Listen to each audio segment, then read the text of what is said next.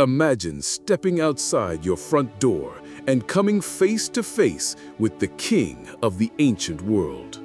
66 million years ago, a cosmic catastrophe should have ended their reign forever.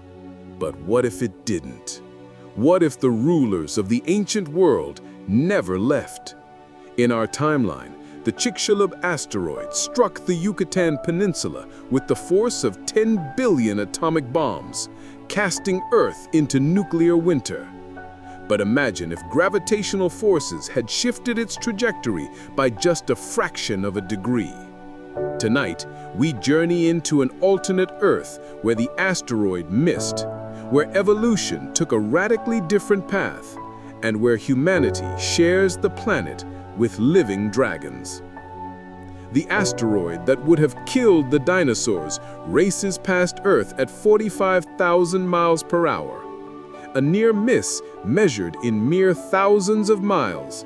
Nothing in cosmic terms, but everything for life on our planet. The Cretaceous period continues, and 165 million years of dinosaur dominance stretches toward an unimaginable future. Without mass extinction, these magnificent creatures face new evolutionary pressures. Climate still changes, but gradually over millions of years, allowing adaptation rather than annihilation. The gentle giants continue to shape entire continents with their migrations, while in the shadows, smaller creatures begin an incredible journey toward intelligence. Troodon already possessed the largest brain-to-body ratio of any known dinosaur. Paleontologists theorize that given millions of additional years, these creatures could have developed human-level intelligence. Dr. Dale Russell's famous thought experiment imagined dinosauroids. But what if multiple species had achieved sentience? What if intelligence bloomed like flowers across the dinosaur family tree? After millions of years of cognitive evolution, dinosaur civilization emerges not through conquest of nature, but through partnership with it. These cities grow from living wood, their inhabitants having learned to shape ecosystems rather than destroy them. Here, biology and technology merge into something our mechanically minded species can barely comprehend. Our mammalian ancestors, denied dominance of the surface world, are forced into extraordinary evolutionary innovations. Rather than growing large, they grow smarter. These underground civilizations develop advanced engineering, hydroponics, and social organization, all while remaining invisible to the giants above. Denied the ground by giant predators, primates take to the trees and stay there. Over millions of years, they perfect three-dimensional civilization.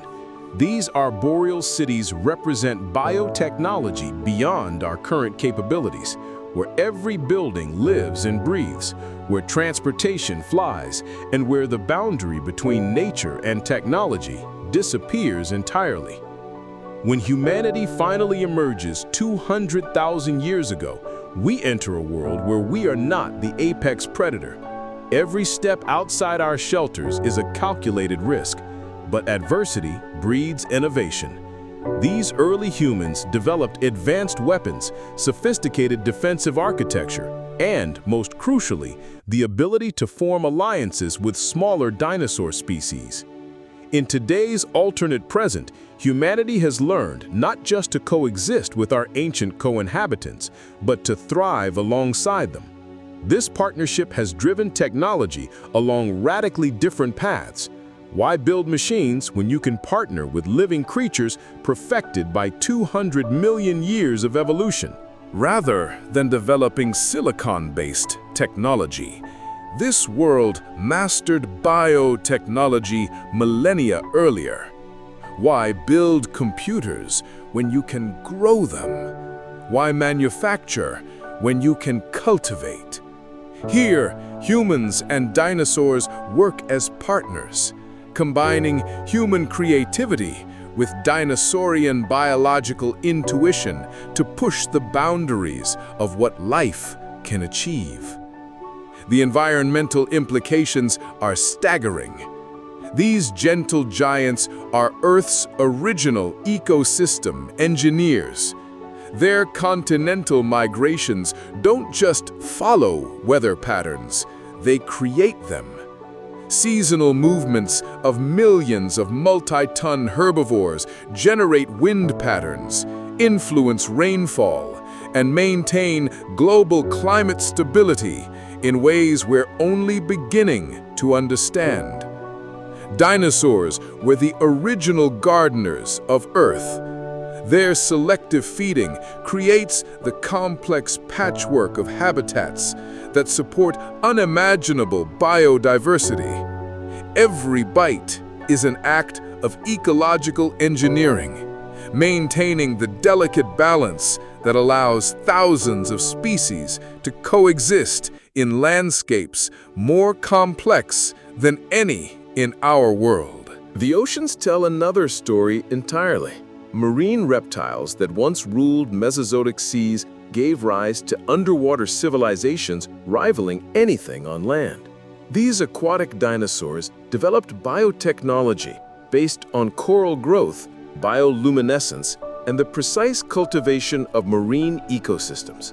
And in the skies above, the descendants of pterosaurs achieved something we can barely imagine: truly aerial civilizations that never touched solid ground.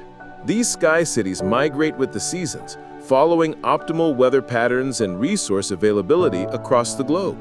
Two paths diverged in evolutionary history, and we took the one where mammals inherited the Earth.